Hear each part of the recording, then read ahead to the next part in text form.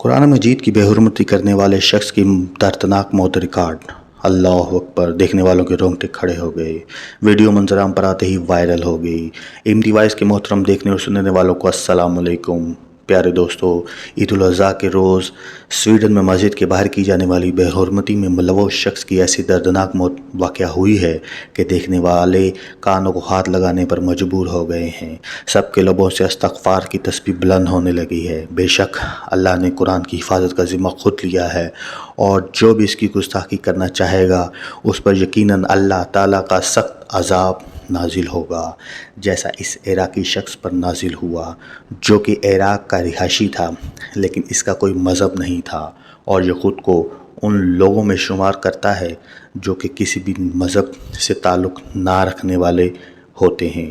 دوستو، اس پر کیا عذاب نازل ہوا، یہ جاننے کے لیے ویڈیو میں ہمارے ساتھ آخر تک جڑے رہیے گا، اور آگے بڑھنے سے پہلے یہ کنفرم کر لیجئے گا کہ کیا آپ نے ہمارے چینل ایم وائس کو سبسکرائب کیا ہے۔ اگر نہیں کیا تو سبسکرائب کر دیں اور بیل آئیکن کو بھی دبا دیں تاکہ ہماری ہر ویڈیو کی نوٹیفیکیشن آپ کو مل سکے۔ یہ حقیقت ہے دوستو، قرآن مجید آسمانی کتابوں میں سے سب سے بلند ممتاز ہے۔ اس کی بلندی اور ممتاز ہونے کی سب سے بڑی وجہ یہ ہے کہ اس کی حفاظت کا ذمہ خود اللہ تعالیٰ نے اپنے ذمہ لیا ہے، اور اگر اللہ نے یہ قرآن کے ذمہ نہ لیا ہوتا تو اس میں بھی دوسری آسمانی کتابوں جیسا حال ہوتا، کیونکہ سابقہ کتابوں کا ذمہ اللہ نے انہی لوگوں کو سونپ دیا تھا جن پہ وہ کتابیں اتری تھیں۔ مگر آج جب دین اسلام تیزی سے پھیل رہا ہے تو یہ بات غیر مسلم کو کھٹک رہی ہے۔ وہ ایسے مواقع تلاش کرنے میں لگے ہوئے ہیں جن سے وہ اسلام کو بدنام کر سکیں۔ اس میں ان کا چھپا ہوا مقصد ہے، اور وہ مقصد کچھ اور نہیں، صرف یہی ہے کہ وہ لوگوں کو اسلام سے دور کر سکیں، لوگوں کو اسلام سے گمراہ کر سکیں، تاکہ یہودی اور عیسائی کی اسلام کی جانب راغب نہ ہو سکے۔ ایسے حوالے سے سویڈن میں رہنے والے ایک نوجوان جس نے باقاعدہ عدالت سے آزادی رائے کی اجازت لے کر مسجد کے باہر قرآن مجید کو نذر آتش کر ڈالا، نعوذ باللہ، اس واقعے نے دنیا بھر کے مسلمانوں کو مشتعل کر دیا۔ لوگ اپنے اپنے ملکوں، علاقوں میں بطور احتجاج گلیوں بازاروں میں نکل آئے، لیکن اس شخص کو اپنے کیے پر ذرا برابر شرمندگی نہیں ہو رہی۔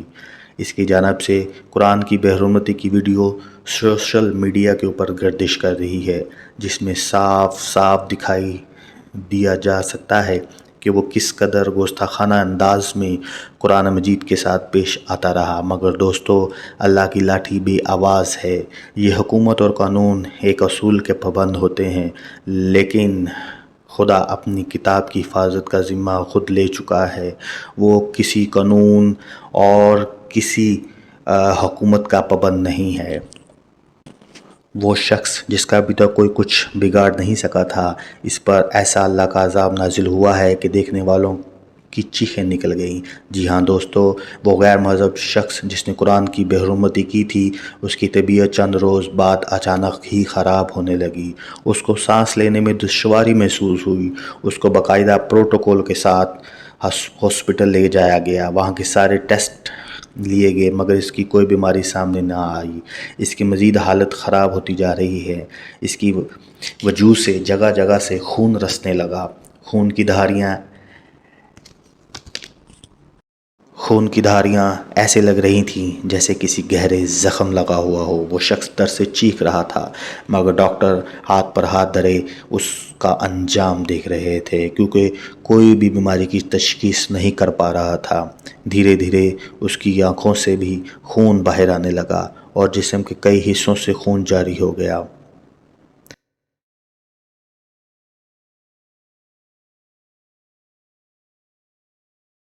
تو خدا کا عذاب نازل ہو رہا تھا۔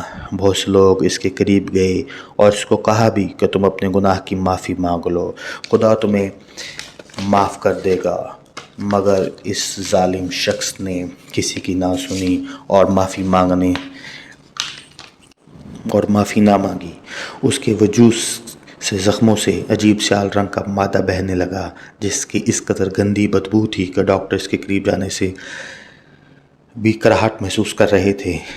یہ خبر جیسے ہی نیوز چینل پر چلی تو لوگوں کے دلوں میں اس کے لیے نفرت مزید ہو گئی۔ وہ اس کے اوپر لعن طعن کرنے لگے۔ بے شک جو بھی قرآن کی گستاخی کرے گا اس کا یہی انجام ہوگا۔ وہ بدبخت شخص ابھی تک یوں ہی زیر علاج ہے، مگر اس کی حالت ابتر سے ابتر ہوتی جا رہی ہے۔ وہ پل پل موت کے لیے تڑپ رہا ہے، لیکن اس کو موت نہیں آ رہی۔ وہ ڈاکٹر سے کہتا ہے کہ اس کو کچھ ایسا انجیکشن لگا دیا جائے تاکہ اس کی موت ہو جائے، کیونکہ اسے درد برداشت نہیں ہو رہا۔ لیکن ڈاکٹر اپنی طرف سے پوری کوشش کر رہے ہیں، لیکن اس کا کوئی افاقہ نہیں ہو رہا۔ ناظرین، خدا ایسے گستاخوں کو نیست و نابود کرے جو اللہ کے رسول اور اللہ کی کتاب کی گستاخی کرتے ہیں۔ آمین۔